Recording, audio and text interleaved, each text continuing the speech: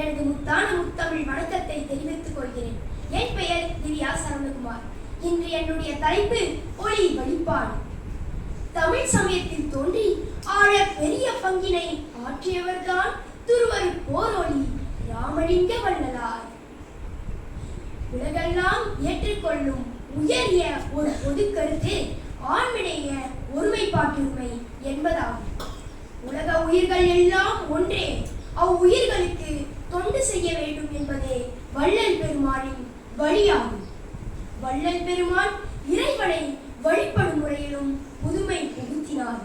அப்புதுமை வழிபாடே ஜோதி வழிபாடு என்கிற ஒளி வழிபாடு.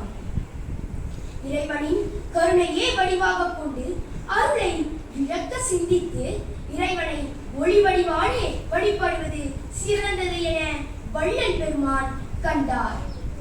உலகெல்லாம் வள்ளல் பெருமான் சொல்லிய காட்டிய ஒளி வழிபாடுதான் அனைவராலும் ஏற்றுக்கொள்ளப்படும்.